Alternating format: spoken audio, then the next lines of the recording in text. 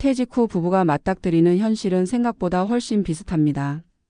당신은 지금 배우자와 함께 노년을 준비하고 계신가요? 혹은 이미 은퇴를 맞아 둘이 함께 하루를 보내고 계신가요? 통계청에 따르면 한국의 은퇴 부부 65%는 경제적 불안과 관계의 변화를 동시에 겪고 있습니다.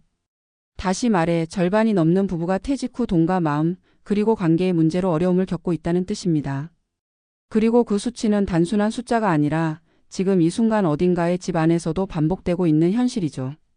한때 직장에서 능력 있고 존중받던 남편은 이제 하루 종일 집 안에 머물며 리모컨을 잡고 있고 그 옆에서 오랜 세월 살림을 해온 아내는 자신의 공간을 잃어버린 듯한 답답함을 느낍니다.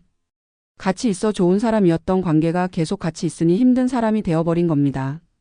서울 구로구의 68세 박정호 씨 부부도 그런 전형적인 사례입니다. 남편 박 씨는 35년간 대기업에서 근무하다가 63세에 퇴직했습니다. 연금이 나오기 시작했지만 생활비로 쓰기엔 빠듯했고 그는 매일같이 집 근처 공원을 서성였습니다. 처음엔 이제 쉬자며 마음의 여유를 찾으려 했지만 시간이 지나자 그는 점점 무기력해졌습니다. 한 달이 두 달이 되고 어느새 그는 집 안에서 말수가 줄었습니다. 아내는 그런 남편을 보며 불안했습니다. 저 사람은 이제 뭘 하며 살까, 나와는 어떤 관계로 남을까. 박 씨는 퇴직 후 2년 만에 다시 일을 찾으려 했지만 쉽지 않았습니다. 결국 경비직 아르바이트를 구했지만 체력적으로 버거웠고 3개월 만에 그만두었습니다. 그 후부터는 나는 이제 쓸모없는 사람인가라는 생각이 머리를 떠나지 않았다고 합니다. 아내는 남편의 변화를 지켜보며 처음엔 그냥 쉬게 두자고 했지만 점점 대화가 줄어드는 게 두려워졌습니다. 둘 사이엔 보이지 않는 벽이 생겼습니다. 이 부부의 이야기는 특별하지 않습니다. 한국의 평균적인 은퇴 부부 5쌍 중 3쌍이 이런 침묵의 위기를 겪고 있습니다. 재정 문제와 심리적 단절 그리고 사회적 고립이 한꺼번에 찾아오기 때문입니다. 퇴직과 동시에 수입이 줄고 생활 패턴이 바뀌며 부부의 역할이 재정이 됩니다. 남편은 경제적 가장에서 하루 종일 집에 있는 사람이 되고 아내는 가정의 중심이면서도 돌봄의 대상을 떠안게 됩니다. 반대로 이 위기를 기회로 바꾼 부부도 있습니다. 경기도 용인에 사는 66세 김명수 씨 부부는 퇴직 후 10평 남짓한 아파트로 이사했습니다. 김 씨는 40년 가까이 건설 현장에서 일했고 퇴직금으로 소형 아파트를 마련한 뒤 남은 돈으로는 배당주를 조금씩 샀습니다. 그는 큰 돈을 벌겠다는 생각보다 매달 들어오는 50만 원이 주는 안정감이 컸다고 말했습니다. 하지만 이 부부의 변화는 돈보다 관계에서 시작됐습니다. 퇴직 후 남편은 아침마다 직접 커피를 내리고 점심엔 아내와 시장을 돌며 저녁 메뉴를 함께 정했습니다. 부부가 함께 보내는 시간이 늘자 갈등도 생겼지만 그때마다 일할 때처럼 참지 말고 말하자고 약속했습니다.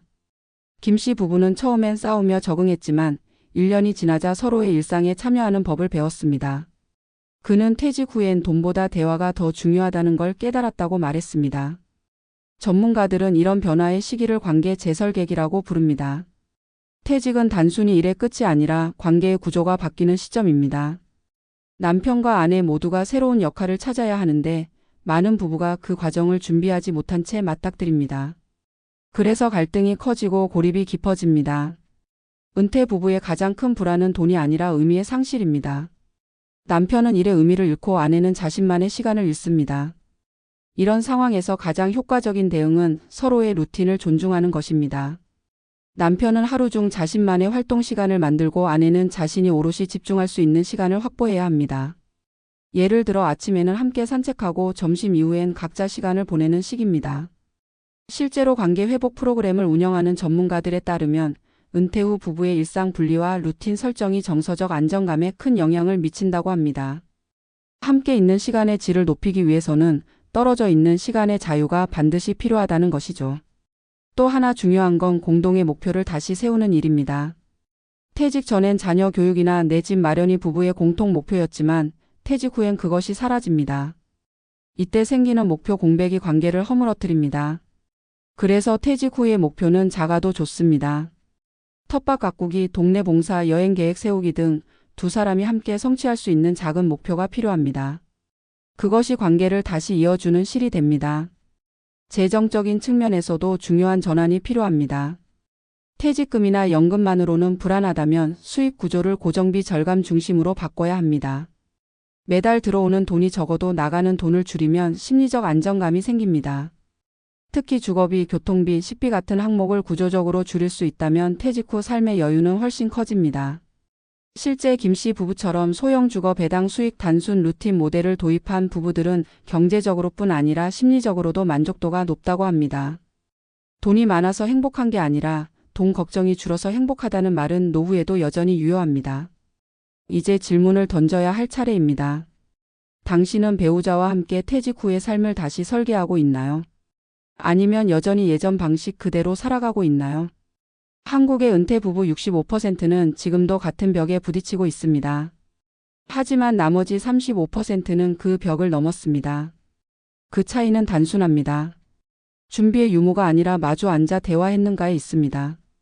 퇴직 후의 부부는 서로를 다시 알아가는 과정에 들어갑니다. 젊을 땐 바빠서 몰랐던 배우자의 습관, 감정, 욕구를 이제야 비로소 배우는 시간이죠. 결국 은퇴 후 부부 관계의 본질은 사랑이 아니라 이해입니다. 이해하려는 마음이 있으면 함께 늙어가는 게 두렵지 않습니다. 이제는 부부가 아닌 동행자로서 인생 2막을 준비할 때입니다. 은퇴 후의 행복은 멀리 있지 않습니다. 바로 옆에 앉아 있는 그 사람을 다시 이해하려는 그 첫 마음에서 시작됩니다. 한국의 은퇴 부부 65%가 겪는 어려움은 단순한 경제 문제가 아니다. 그것은 오랜 세월 쌓여온 역할과 관계, 그리고 정체성이 한순간에 흔들리는 복합적인 변화의 결과다. 직장에서의 자리가 사라지면 집안에서도 그 사람의 자리가 함께 사라지는 듯한 공허함이 찾아온다. 그리고 그 공허함은 부부 사이의 거리로 번진다. 이를 잇는 것은 곧 사회적 존재로서의 역할을 잇는 것이며 이는 곧 부부 관계의 구조를 바꿔놓는다. 퇴직 전에는 각자의 일터가 있었고 그 공간이 부부의 완충지대 역할을 했다.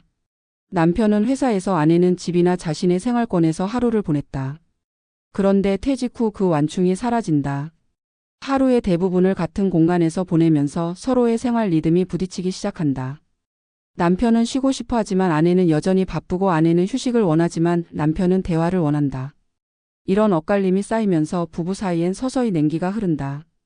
그것은 싸움으로 드러나기도 하지만 더 흔한 형태는 침묵이다. 대화가 줄고 표현이 사라지고 결국 서로의 하루에 대한 관심이 끊긴다. 심리학에서는 이를 관계의 동결기라 부른다. 감정이 폭발하는 단계보다 더 위험한 시기다. 갈등은 여전히 관계의 온기가 남아있음을 의미하지만 침묵은 이미 관계의 에너지가 고갈되었음을 뜻하기 때문이다. 문제는 이 시기를 대부분의 부부가 자연스러운 변화라고 오해한다는 점이다. 하지만 이 시기는 방치할수록 회복이 어려워진다.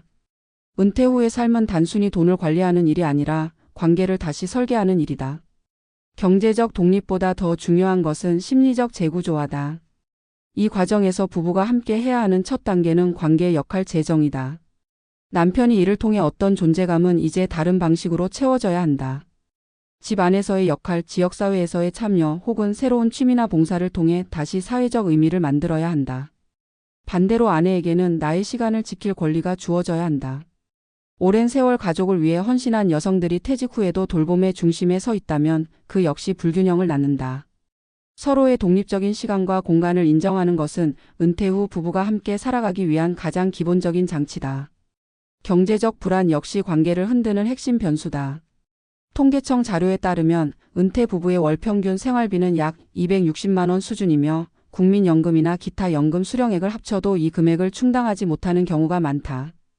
때문에 많은 부부가 돈 문제를 일상의 대화 주제로 삼게 된다. 그러나 여기에도 함정이 있다. 돈 이야기가 많아질수록 감정의 불신이 커진다는 것이다. 재정 계획은 공동의 목표로 세워야 하지만 감정의 갈등으로 변질되면 서로에게 상처가 된다. 이를 예방하기 위해선 가계의 대화 구조를 바꿔야 한다. 소비의 통제보다는 목표의 공유, 절약의 강요보다는 방향의 합의가 필요하다. 예를 들어 단순히 아껴 써야 한다가 아니라 3년 뒤 여행을 위해 매달 일정 금액을 남겨두자와 같은 목표 지향적 대화가 관계를 유지시킨다. 심리적인 측면에서는 퇴직 후 자아의 재정의가 가장 큰 과제다. 많은 은퇴자들이 스스로를 여전히 과거의 직업으로 소개한다. 나는 교사였다. 나는 은행원이었지. 나는 공무원이었어. 그러나 이 말 속엔 현재의 자신이 아니라 과거의 자신만이 존재한다. 사회적 역할이 사라진 자리를 새로운 정체성으로 채우지 못하면 그 공백은 우울로 이어진다. 실제로 한국보건사회연구원의 조사에 따르면 은퇴 3년 이내의 남성 중 41%가 삶의 의미 상실을 경험한다고 답했다. 의미가 사라진 자리에 남는 것은 무기력이다. 그리고 그 무기력은 배우자에게까지 전이된다. 결국 한 사람의 우울은 두 사람의 관계를 약화시킨다. 이 시점에서 필요한 건 의미의 재구성이다. 퇴직은 일의 끝이 아니라 삶의 다른 형태의 시작이어야 한다.